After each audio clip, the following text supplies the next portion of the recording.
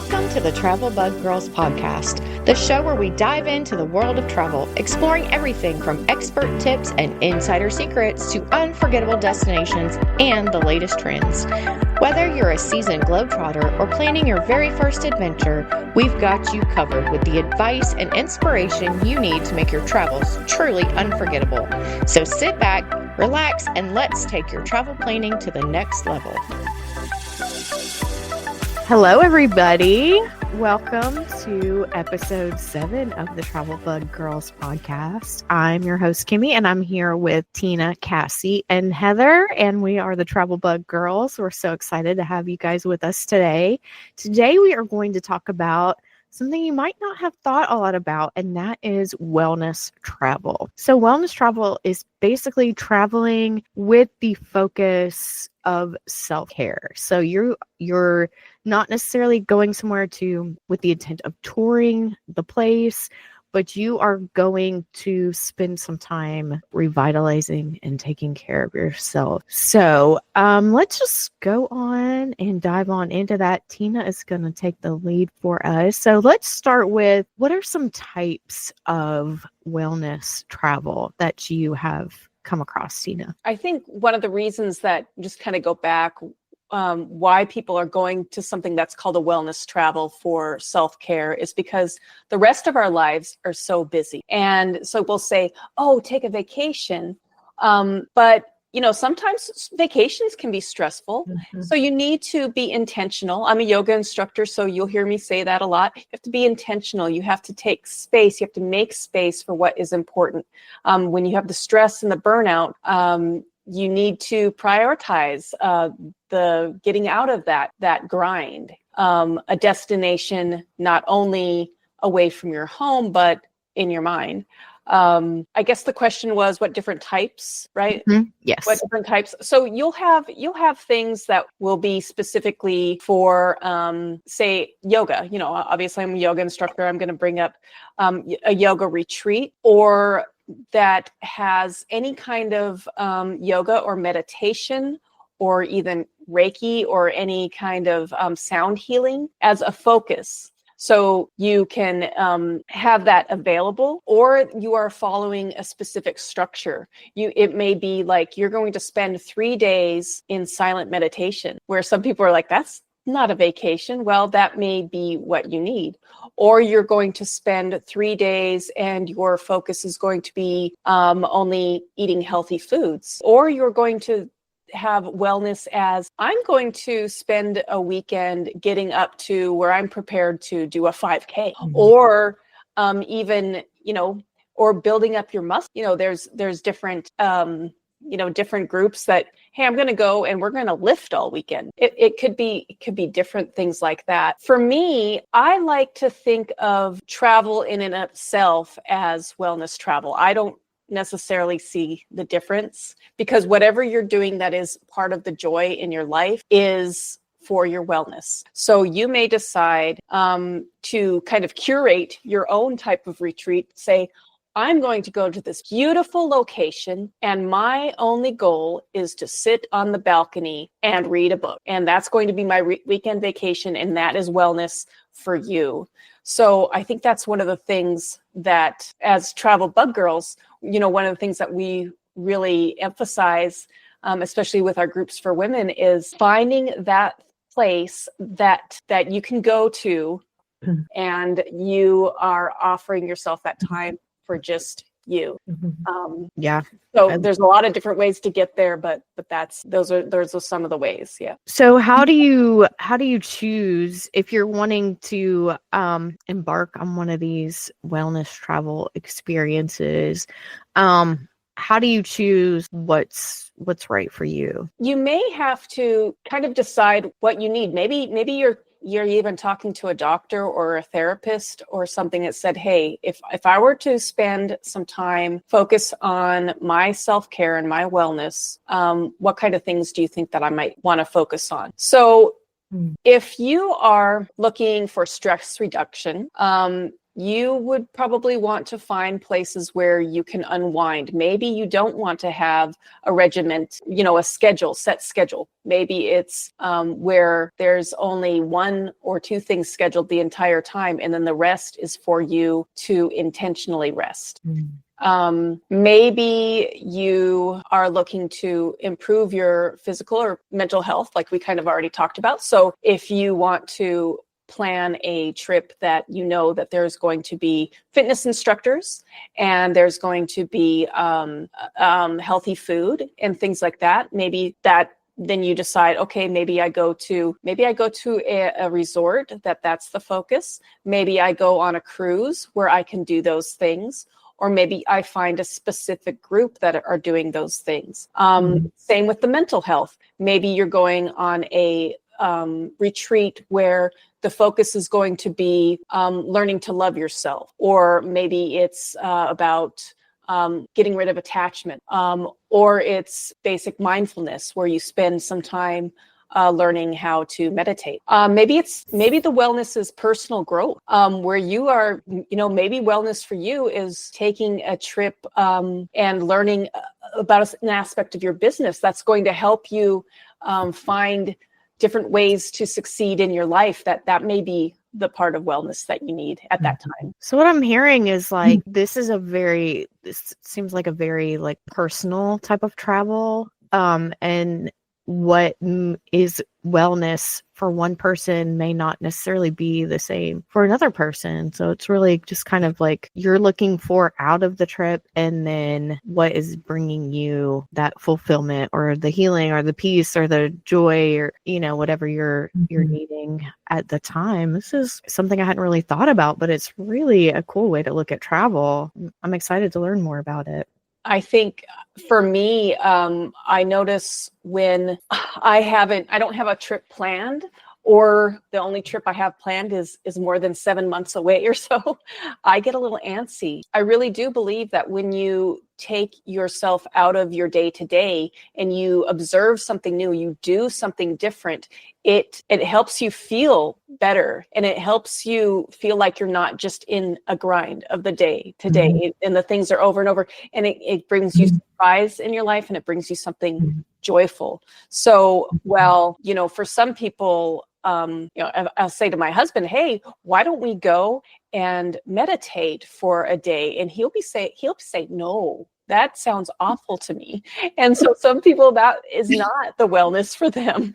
But for me, I'm like, okay, yeah, if somebody is hitting some sound bowls and I'm just sitting there, I'm all for it. So yeah, it's about finding what works for you. I think another element that could come into this, because it is very personal, and so I think it lends itself towards solo travel, or like maybe just like two people at a time.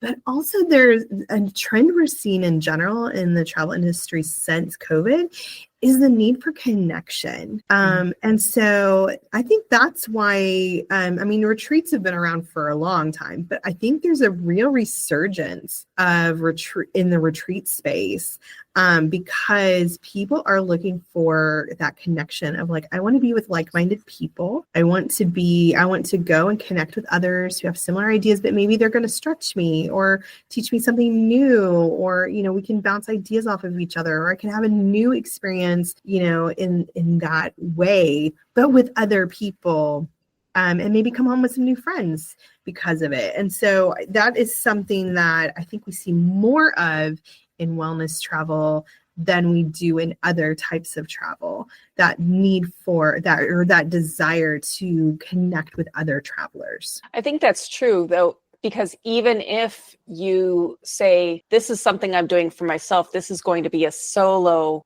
we are in the midst of a loneliness epidemic. And it's a strange kind of thing. We have all these different means of communication now, and yet we're more lonely than we have ever been. It goes back to how you find that self-care. We need to be intentional with reaching out to others. And, it may take doing something on your own in order to go find more people.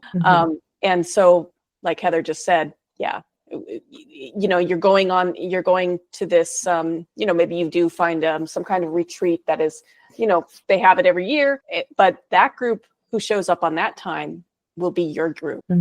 You'll make those connections, and it'll be like, okay, yeah, this is us. This was our 2024 group, and we're gonna know each other forever, and that can happen. For sure. I know the first yoga retreat that I did here in Texas, I still know those people. I had quit my job and decided I was going to be a yoga instructor, and said, "Oh, I'm doing a yoga retreat. Come on out and try it out." And I had some people who were like acquaintances who came, and somebody, and then I had some people who I'd never met before, and we all came together. And because we were there just to experience yoga away from home, we had plenty of things to talk about, even though, the ages were from 22 to 70, and we all had a connection. It was great. I was just going to talk about the loneliness, to kind of go back to that. I know I've seen in recent times there's been a trend of a social detox as a wellness type trip, and I'm a family gal. Everything I was just respond back to my family, and I know in our neck of the woods, camping has really taken off because people want to go places and they want to be able to put their phones down. I know we have such a problem just disconnecting from the internet and our phones, and that then relates to our children. They play video games and they do things electronically, and I think that's a very important, could be a very intentional trip to plan, to social detox, to teach them and ourselves how to cope and how to really have a relationship with another person. I think that's something that's missing from just day-to-day life anymore. Yes. Yeah. Just getting out into the air. And because for me, that's the things that I love when I go somewhere. And then maybe it'll remind me when I return home that, yes, I can go just a few blocks away and take a walk around the lake here in my town, just a couple blocks away. I did it yesterday. I was just like, and it was a little chilly, but I was like, I need to do this more often. And so those are the kind of things that remind you where you can, you do the things on your vacation, and that you can take home with you and keep that wellness. Maybe you do one of these wellness trips where you don't drink any alcohol, you don't, you only eat vegetarian food, you do this kind of thing, and you do that for a weekend or whatever, and that's not your typical vacation, but maybe it resets you and you stay away from your phone for a while.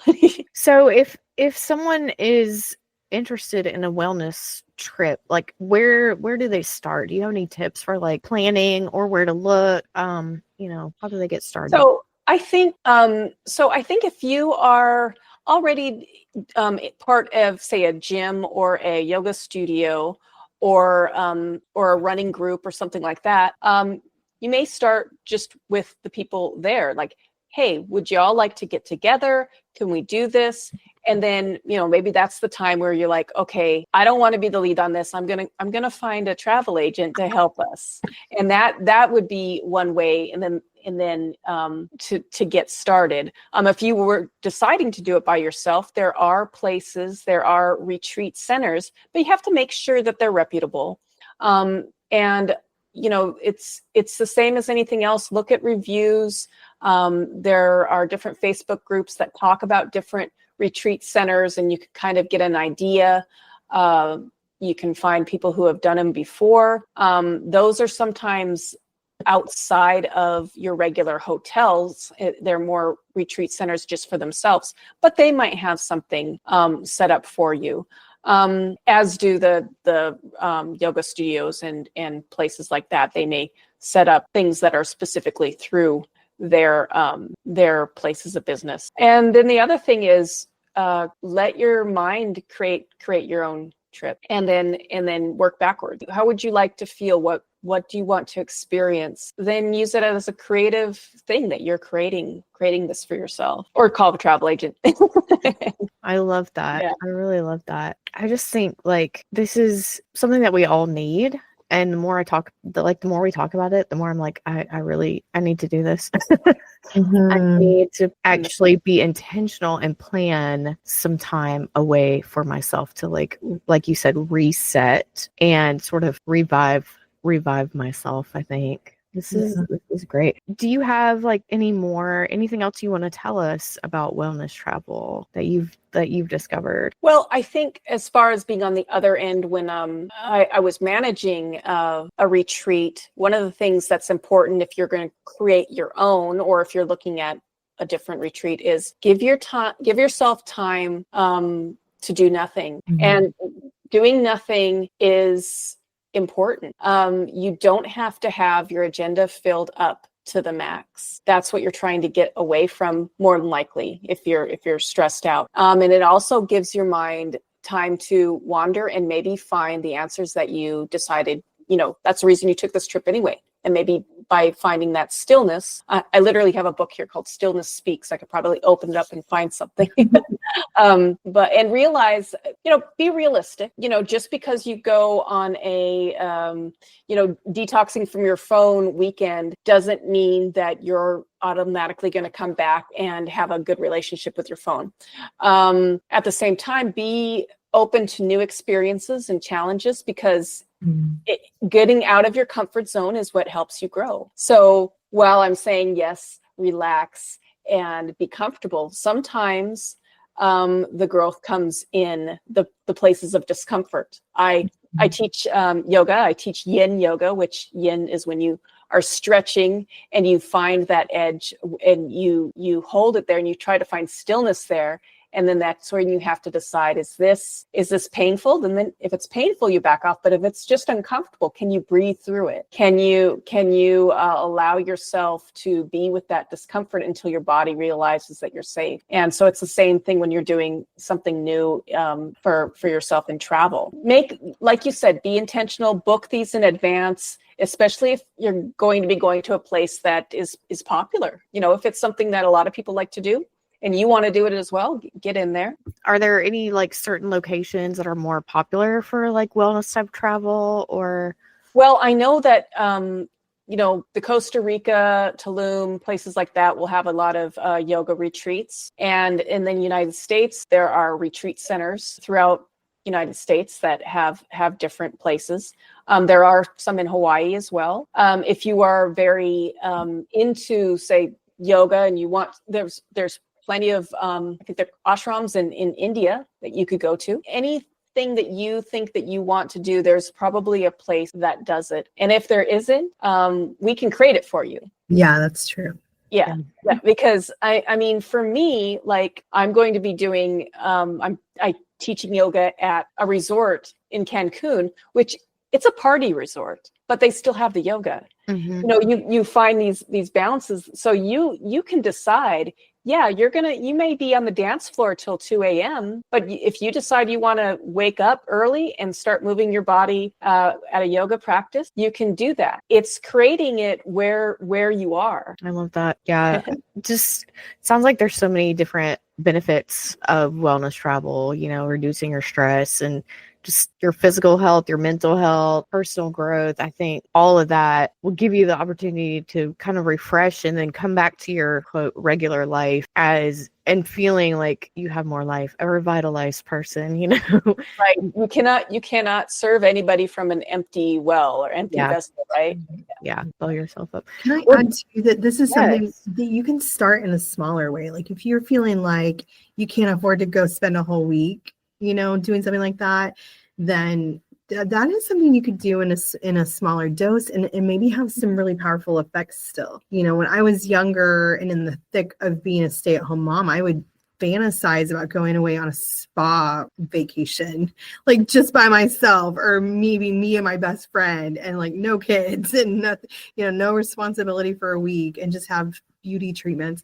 But of course, when you go to look up something like that, if you want to stay a week and do spa treatments every day somewhere, that's going to be expensive because you're paying for not only your lodging, but it's probably going to be somewhere inclusive. So you're paying for your food as well, and all of those treatments. It's going to be expensive, but back then I didn't have the money to travel like that. I still would feel, like that's not how I would probably spend money now, just personally. But I would do that for a day or a couple of days, for my birthday. I could go and spend a whole day with my sister or my best friend and do, go to the salon or the pedicures and a massage and then have a nice lunch. Like, what a fabulous way to spend a day, right? Yeah. Or on your next vacation, take one day. That is something I did when we went, my husband and I went on our first cruise. We had one day where we were going to be in port and we didn't really want to go do any of the excursions everybody was doing. So we had seen an advertisement that the spa on the ship was on sale during port days. We did the same. We made a whole day of it. We took our time. They give you like a 3-hour window in the, and we were there for the full 3 hours. Then we went and showered and got all clean. And then we went and had this elaborate meal for like 2 hours in a nearly empty restaurant in the nicest part of the ship, and we had this like luxury spa day on a cruise ship. And it was a bargain price because of the way we ended up doing it.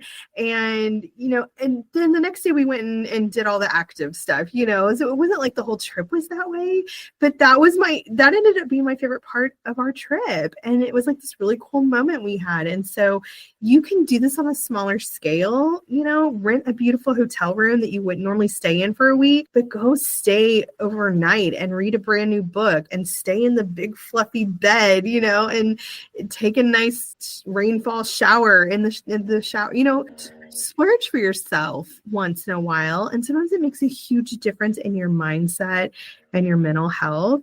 And it gives you something to kind of build on in the future. It lets you know, like, do I love this? Could I do for a whole week even? What if you don't love it enough to do it more than a day or two? It would be nice to know that before you spend all that money. So I love that. Tina, you have a yoga group trip that you're planning right now. Am I right on that?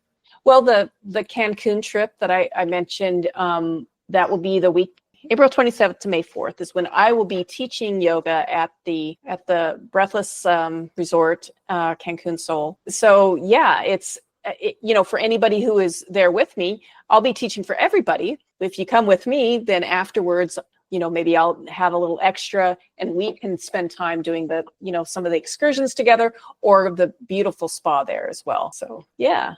And they get a discount if they sign up to go with her. Yes. Sign up to go out on our group page. During that group page, it's on there. It's on there. Awesome. That sounds amazing. And that's on our website, right? You can get all the info about that. Okay, cool. Well, y'all, I think we're going to wrap up. That was a great episode. Definitely something I am now interested in that we've learned about. So on that note, wellness related area are our minds on today.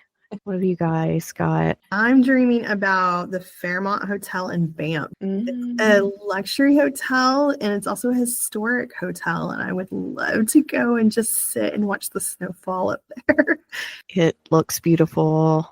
What about y'all, Cassie or Tina? My mind's never far from Disney. That's my self-care is a good, exhausting 6 a.m. to 12 a.m. day. That is not my life. Tina? I'm thinking of so many things right now because you got me going. That's why I couldn't remember about Cancun. But I was thinking about a Virgin Voyage because they have all of that stuff, as far as the working out and the yoga and the fun kind of fitness classes with like the 80s themed classes. So I'm thinking I might be teaching some yoga on the Virgin Voyage coming up soon too. Oh my God. You just posted.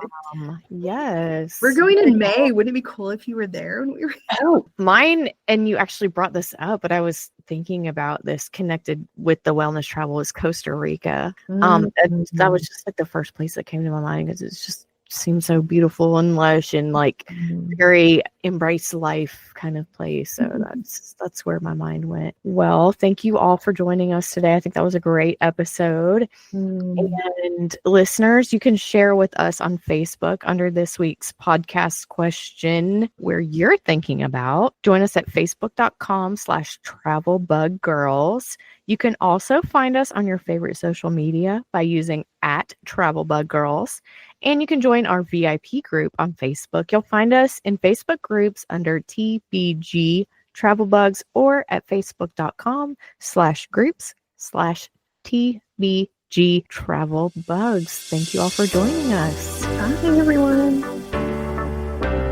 Thanks for joining us for today's episode of the Travel Bug Girls podcast. If you enjoyed this episode, don't forget to subscribe, rate, and leave a review.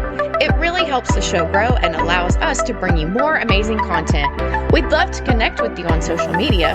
Find us online at travelbuggirls.com. Until next time, keep exploring, keep dreaming, and safe travels.